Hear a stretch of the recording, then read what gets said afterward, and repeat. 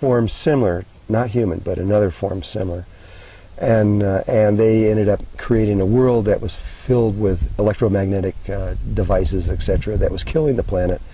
And then they had an ET race come down and land and tell them something, just told them something about themselves and left. Took them about 100 years or so to figure that out, and when they did, they became pure light.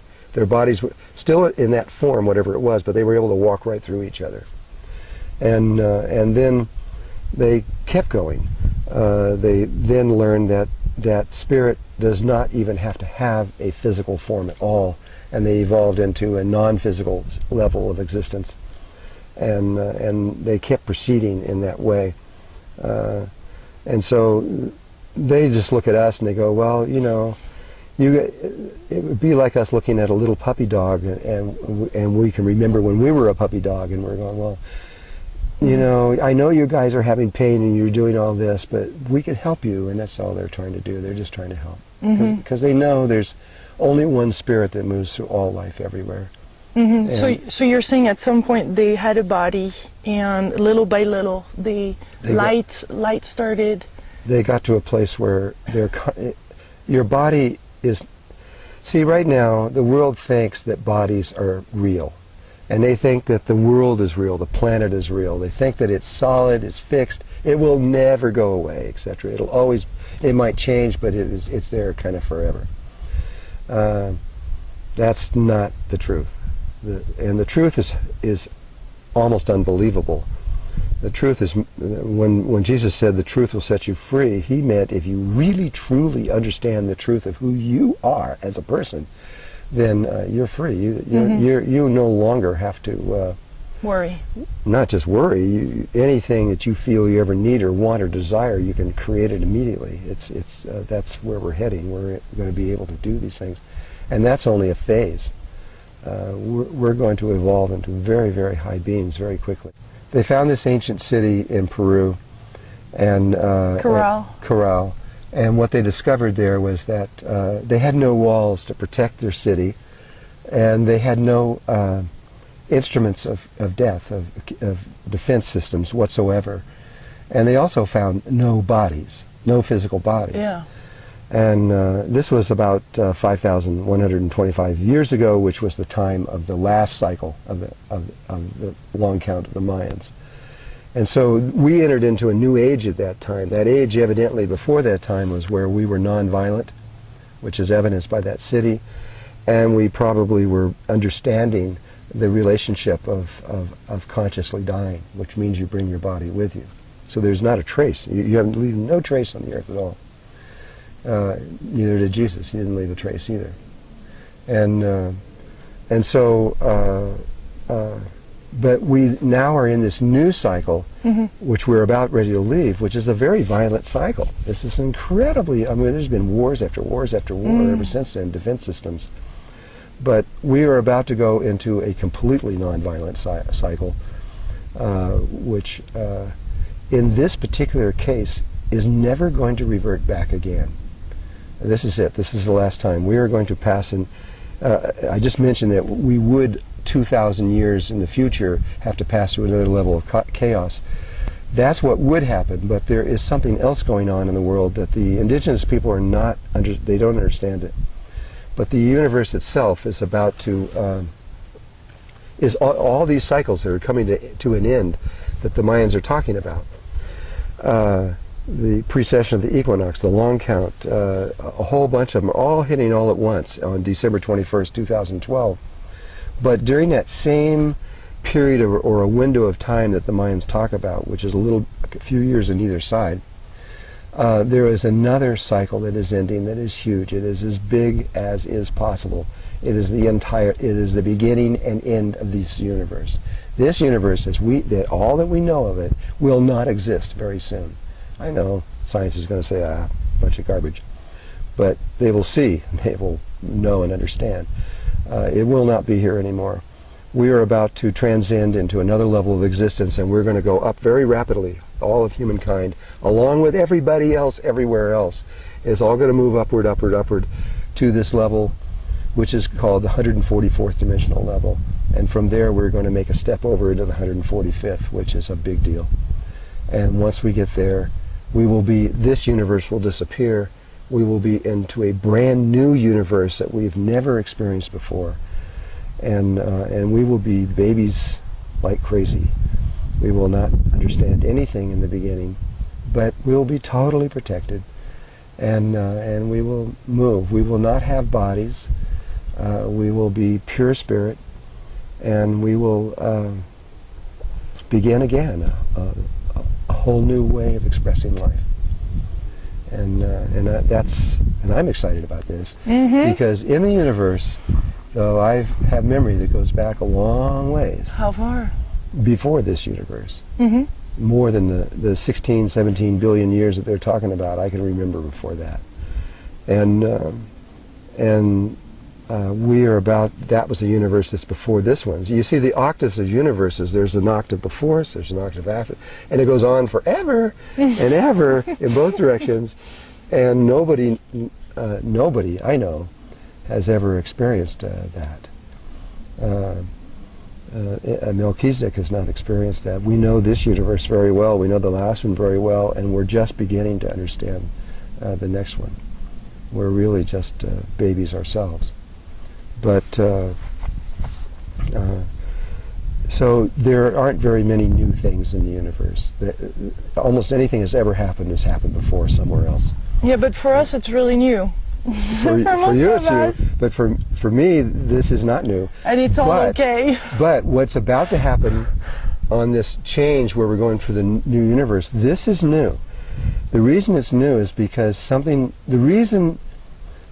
just tell you something.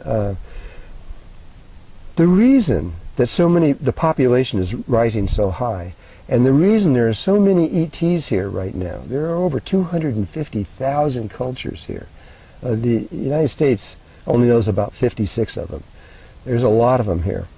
And they're all here because they're watching the human race of what's going on, because something's going on in the human race that has never, ever been seen before anywhere, ever. This has never happened before, and it has to do with evolution, or speed of growth of how we evolve. And we can't tell how fast we're evolving. We think that our life is just totally normal and natural, that this is all just the way it is. This is not the way it is. 100 years ago, we were walking around on horses, or maybe 110 years ago, we were on horses. The idea of going to the moon was inconceivable, totally inconceivable. The idea that you could pick up a little thing called a cell phone and hold it up to your ear and talk to anybody on the planet, come on, that was just like not even in our imagination. The level that we have arrived at in a very short amount of time normally takes a very long amount of time. And so what's happening with us is we're going really fast, and we think that these steps are normal. Over the next 5 years, we're going to go so fast that we're going to become something that at this moment we can't even imagine it. We can't even believe it, let alone imagine it. Can you? Yeah, I know exactly what we're going to do. And once you get there, then you have been there before, but you will not. Once you get there, you go, oh yeah, I remember. But that's only the first step. We're going to begin to evolve very, very, very fast. When we get into the fourth dimensional level and we complete that, that's usually hundreds of thousands of years. We're going to complete the fourth dimension totally, finish it, and be gone in 2 years. And then we're really going to go fast, and we're going to start moving through these levels in ways that no one's ever seen before. And that's why everybody everywhere is just so fixed on this little grain of sand out in the middle of nowhere, because God has chosen us for some reason, and I know the Christians and Jews and Muslims will go crazy over that one, but it is not for the reasons they think. It actually has nothing to do with that. It has to do with something else that I can't even get into right now. But this place is going to be the point that this new evolution is going to happen. And everybody knows it's going to affect them, because this rapid evolution that we're in is going to hit everyone. Now that one place has happened, it's going to happen everywhere. But already some people are having a really hard time right now. Some people are. I know, it's difficult. Everything is collapsing. That's right. The only thing you can do is you just have to really stay in your heart, stay connected inside of yourself, and you got to feel the connection between you and God and all life everywhere. Every person on earth has a sacred and intimate connection with God and everything that exists. And we've forgotten that. We think we're just an ordinary old human being and we're nothing. Well, we're not nothing. We're something important. We're something very special. But you could say that about any life form. But really, we are special. We're important. And if we connect, if we remember who we are, if we can remember who Lilu is and who Drunvalo is and who each person in the world can remember, then there is a very simple remedy to all of this. And when we get deeper into this, I'll explain what that is. How deep do you want to go? Yes! Don't we all want to hear this? Yeah, we're all like, go for it, Drunvalo, come on! Okay. Bring the juice! Okay. Well, inside of our body, like I started to talk about before, is an instrument. It's a sacred and holy temple. And we contain within us very powerful, amazingly powerful aspects when they're put together. We can do anything once the Spirit knows how to use the body. I mean, there's nothing you can't do. You could create a planet. You can create a galaxy, literally. I'm not saying maybe or you could. You can. You could do anything, and that's nothing compared to what's possible, just when Spirit is fully aligned with the body. And the part of the body that is the most important part, beyond any doubt whatsoever, is the heart, far greater than the brain. And I can prove that. All right. If you go into science and you go into conception, you move in a certain way. You begin with a sphere, which is the ovum, and the sperm enters in, and it takes 10, 11, or 12 of them. The 13th one enters in. It's not what is in your textbooks, but it's in science. And the body begins, through mitosis, you begin to divide. We know that. At 512 cells, it forms a toroidal field that is hollow inside. And that is the beginning of something that literally, after it keeps growing, what it becomes is the human heart. And so there's a stage inside of human development where when you're inside your mother's womb, where you are a heart, nothing else. You don't have any brain, you don't have any arms and legs, you don't have any eyes, you don't have anything. You're just a heart, and you start beating. And well, at a little bit further down the line, after the heart starts beating, so we can see that the most primal area of the human body is the heart, for sure. And then what happens is the body comes out of the heart, and slowly comes out, and the arms and legs, and the heart is pulled into the chest cavity. And then when you start speaking about other connections that are in the body, like those about you that are studying Kundalini or Kriya Yoga, you're told that you have to put the roof of the tongue on the roof of the mouth in a certain way. Unfortunately, most of those people don't know why or what's really going on. But the reason the tongue is so important is because in the heart there is a tiny little space. It's called the sacred place of the heart. It was written in the Upanishads in India 5,000 years ago. And it is the place where creation takes place. Everything that was ever created on any level of existence came from there, from that tiny space inside the heart. And but the heart, when it created the brain, it created pathways back to the brain. And so spirit used to reside inside of that tiny space of the heart. And when we fell 13,000 years ago, we left the heart and we went to the brain. And that's when the ego was developed.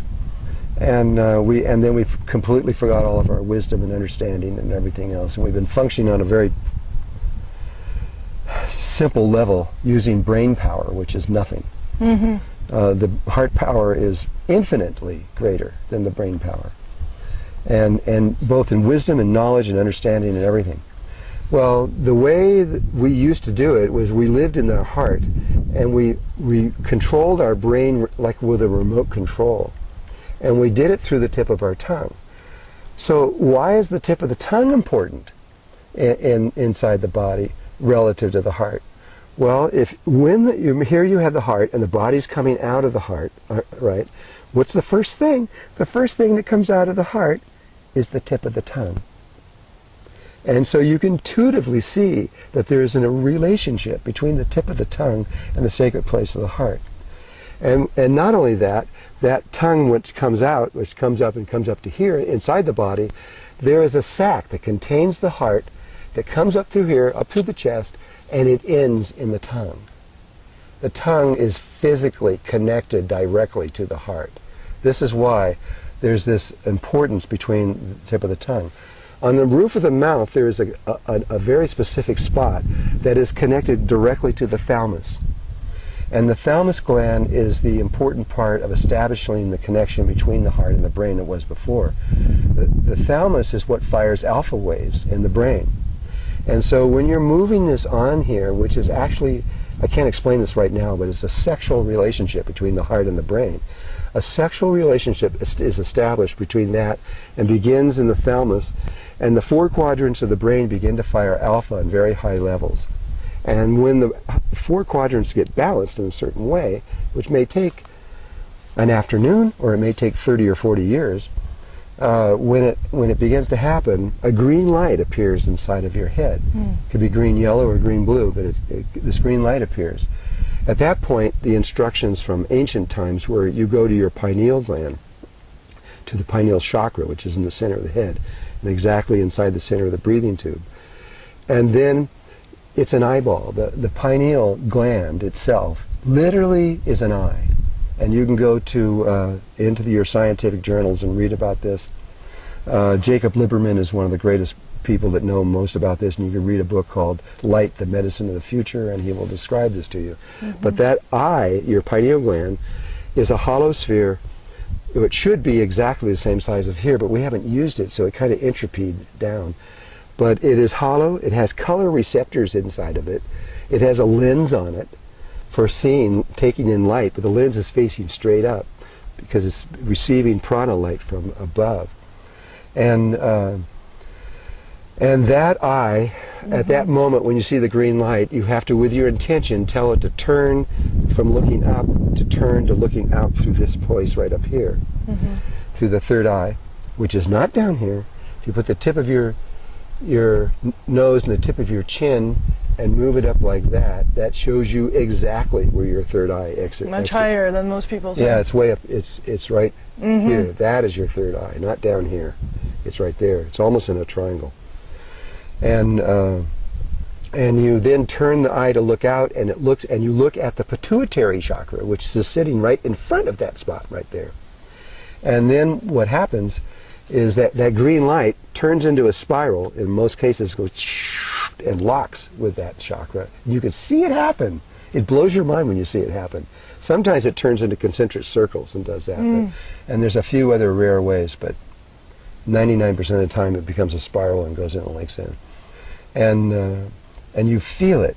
And then there's another chakra out here in space, out in front of you, right out here, to another gland that's in your head.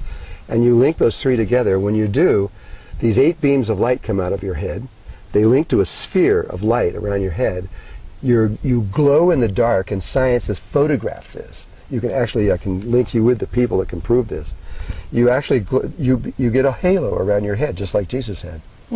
And you are now, have your third eye is open.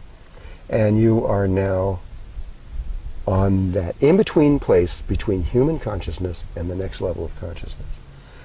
And at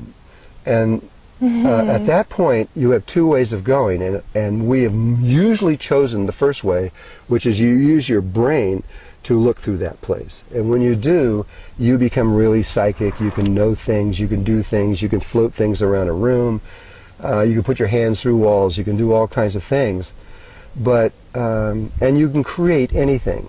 But we don't recommend you do that because the brain has no wisdom, and it's a polarized instrument. It has half male, half female, and anything you create from there will be polarized.